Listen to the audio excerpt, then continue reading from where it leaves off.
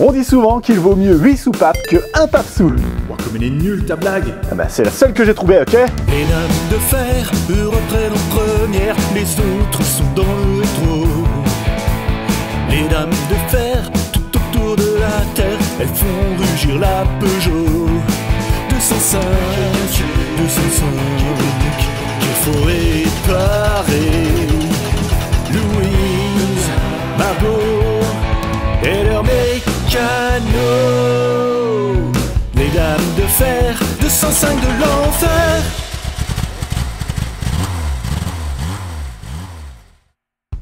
Hey, salut à tous, bienvenue sur Garage Bagnole et Rock'n'Roll, l'émission où on s'intéresse à ce qui se passe sous le capot de nos voitures. Et si vous aimez la mécanique, aujourd'hui, vous allez être servi puisque je vais faire le réglage du jeu aux soupapes. Je vais le faire sur cette voiture, la Peugeot 205 de l'enfer, qui appartient aux dames de fer, Louise, Lola et Margot. Avec, elles vont faire l'Europe Raid, c'est un rallye dans tous les pays de l'Est de l'Europe. J'aimerais que pendant tout leur périple, elles n'aient aucun problème moteur. Et le réglage au jeu aux soupapes, eh bien, c'est quelque chose qu'il faut faire de temps en temps. Alors aujourd'hui, on va voir qu'est-ce que c'est que ce jeu aux soupapes, pourquoi il est là et à quoi ça sert, et puis comment le contrôler et comment le régler.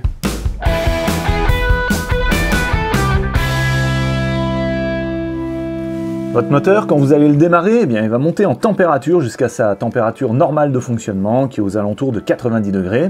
Et comme vous le savez, à chaque fois qu'on chauffe un métal, il va se dilater. Donc il va grandir un tout petit peu sous l'effet de l'augmentation de température. Pour les soupapes, ça se traduit par quoi? Eh bien, ça se traduit que la soupape va s'allonger un petit peu. Ici, on voit bien la rampe de culbuteur, avec tous les culbuteurs qui sont ici. Il y en a 8 sur ce moteur, il y a 8 soupapes.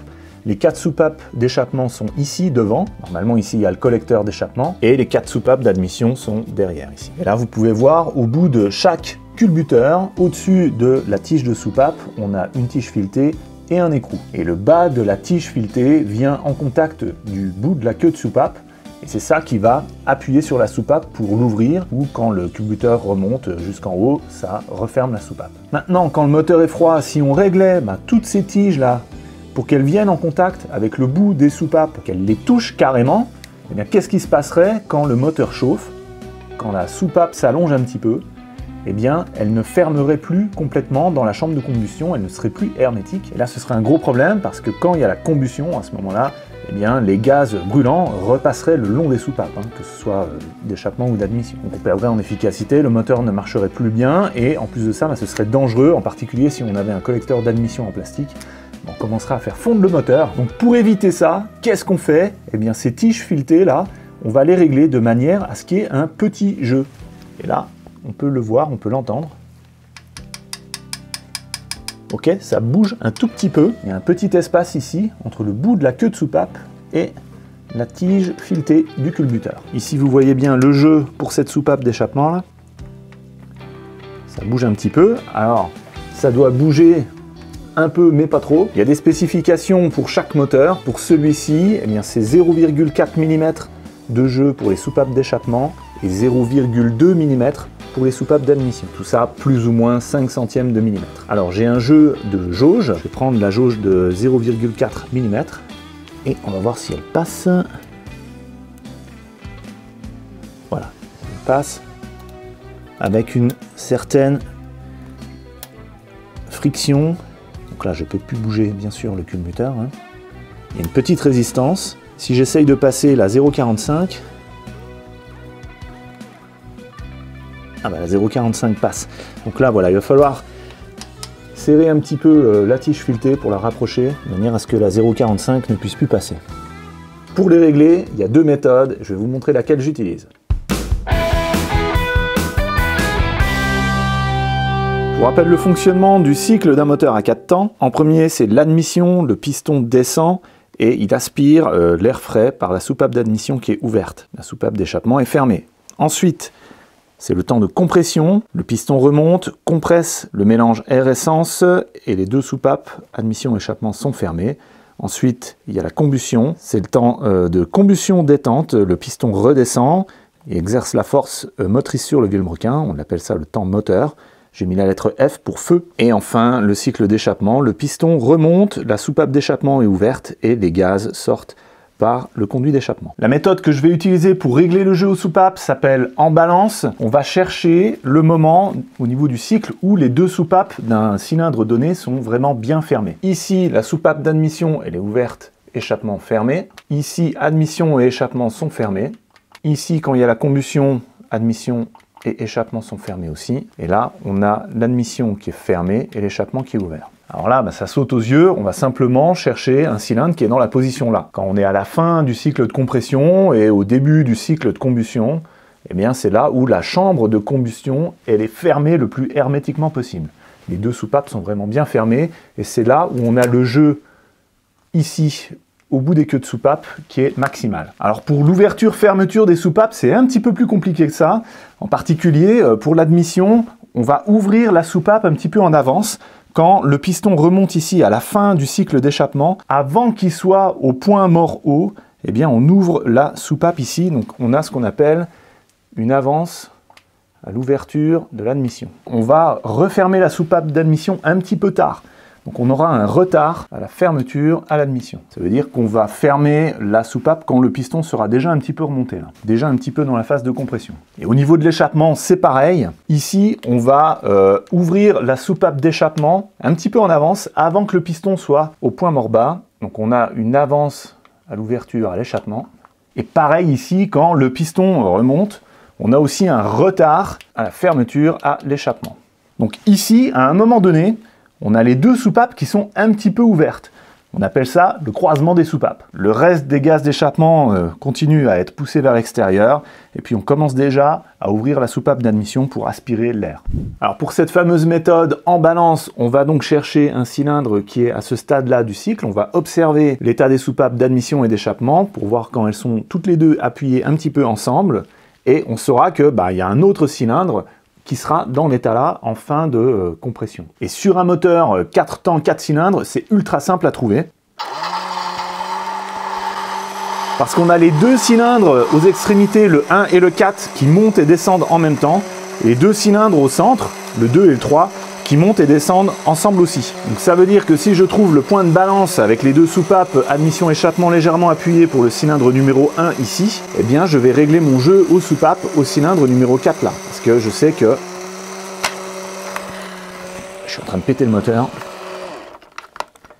Je sais que mes deux cylindres seront tous les deux en haut. Vous avez vu quand j'ai installé le joint de culasse, j'ai même fait 2 fois sur ce moteur, quand je tourne le vilebrequin, on a bien les deux cylindres aux extrémités qui montent et descendent exactement en même temps et les deux cylindres au milieu qui font pareil, mais à l'opposé.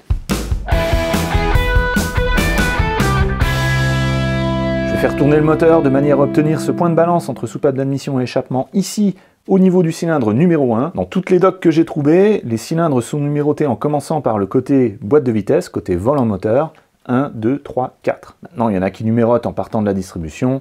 Pour la méthode là, au final, il n'y a aucune importance de numérotation de cylindre. Quand on a le point de balance ici, on règle le cylindre là. Quand on a le point de balance ici, on règle le cylindre là. Et pareil, on fait les deux du milieu ensemble, c'est-à-dire point de balance ici, on règle le jeu ici.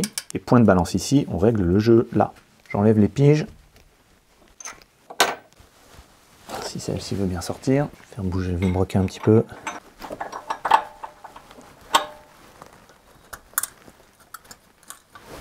Là voilà. Donc je tourne ici dans le sens horaire le moteur au niveau du vilebrequin. Si vous faites ça sans avoir tout démonté comme moi, vous pouvez faire en tournant une roue. Vous pouvez faire tourner le moteur comme ça, vous mettez une vitesse, la 4e ou 5e. Vous faites tourner la roue vers l'avant. Donc là on va bien observer ce qui se passe au niveau des soupapes ici. Ici j'ai la soupape d'admission qui est en train de se fermer. Soupape d'échappement qui est en train de s'ouvrir. C'est quand elle remonte qu'il faut bien observer la soupape d'admission ici. Voilà, donc elle remonte. Là je vais aller doucement. Tac, j'ai tout de suite la soupape d'admission qui commence à s'ouvrir. Donc là, ça veut dire qu'au cylindre numéro 4, on a bien nos jeux aux soupapes admission et échappement. Donc ce cylindre-là est à la fin du cycle de compression. Ces soupapes sont bien fermées. Donc je vais utiliser une clé de 13 pour desserrer l'écrou. Je vais commencer par le côté admission là. On va voir à combien c'est. Je vais prendre la 0,2. Ouf, la 0,2 elle passe sans aucune résistance là. Ça passe en dessous sans aucune résistance. 0,25. Ok, la 0,25 a du mal à passer. Eh ben il était serré fort celui-là. Toc. Donc je mets la jauge de 0,2 bien en dessous. Donc je visse la tige filetée ici et je tourne la jauge jusqu'à ce que je sente une résistance. Alors pas trop. Voilà. Ça se fait vraiment au feeling. Hein. Voilà, ça a l'air correct. Je serre en maintenant la tige filetée avec le tournevis pour pas qu'elle tourne.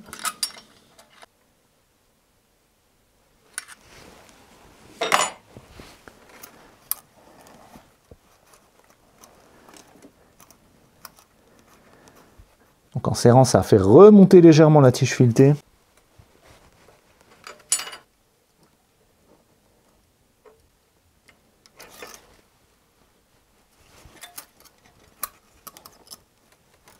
Ok. Donc là ça va, j'ai une résistance pour 0,2 mm.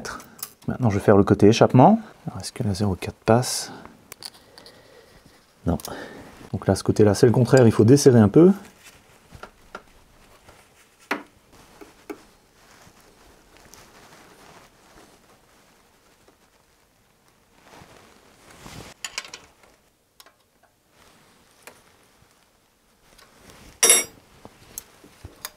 Voilà.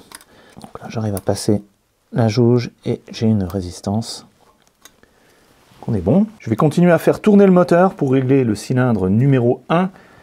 Donc il va falloir que j'amène le 4 au point de balance et il suffit que je fasse un tour de vilebrequin.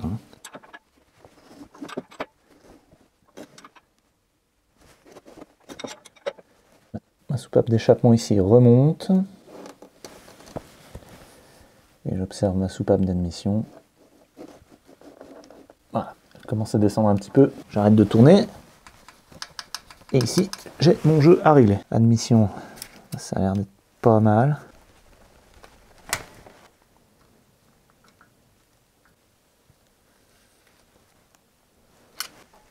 Ok, là on est bien. Côté échappement, la 0,4, elle rentre pas non plus.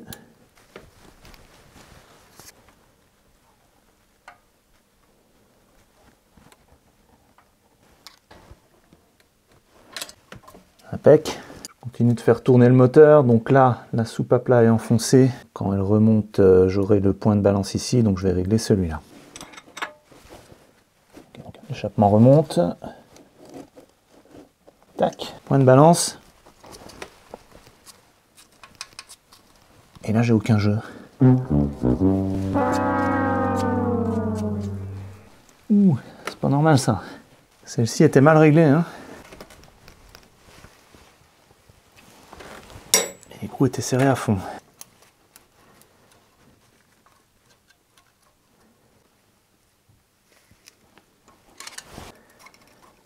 Ok. Échappement, cylindre numéro 3. Trop serré.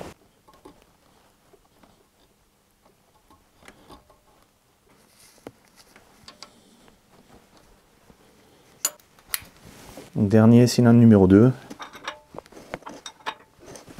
L'échappement du 3 s'ouvre, se referme. Ok, trop serré aussi à l'admission.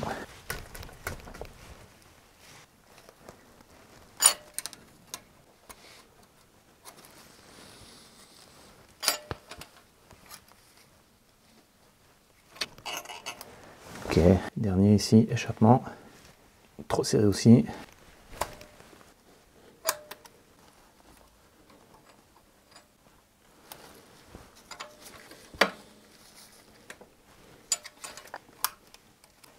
Impec. Maintenant, pour terminer le réglage, on va serrer tous les écrous au couple. Alors, pour ce moteur-là, ici, c'est du M9. Donc le serrage, c'est 17,5 Nm. Il y a d'autres moteurs TU où ici, vous aurez du M6.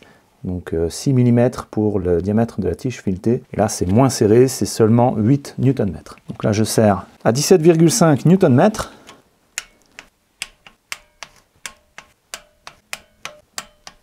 pas besoin de trop les serrer. Ah, le dernier là-bas aussi, il avait besoin d'un petit coup. Mais là, les deux qui étaient là étaient beaucoup trop serrés, hein. J'ai eu du mal à les desserrer. Et ça, c'est pas bon non plus.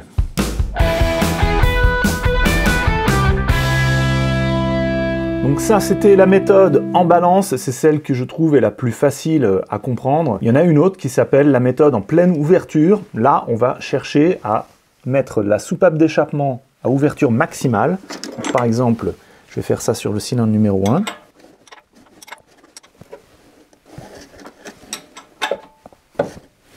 Donc là, la soupape descend.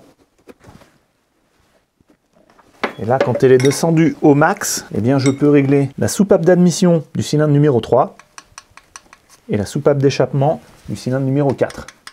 D'ailleurs, là, je vais vite fait vérifier que c'est bon. Échappement au 4.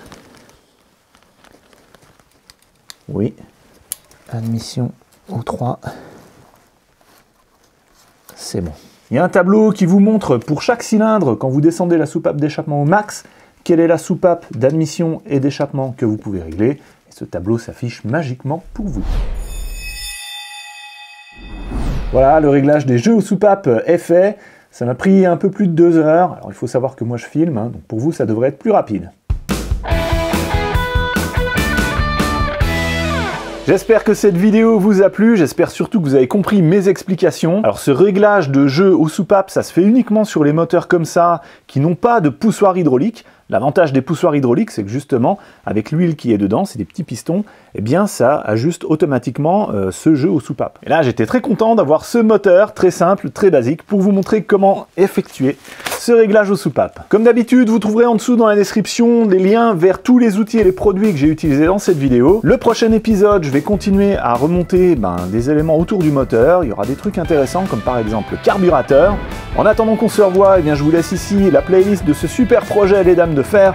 En dessous, un épisode que YouTube a sélectionné pour vous. Moi, c'est François. Je vous dis à la prochaine sur Garage Bagnole et Rock'n'Roll.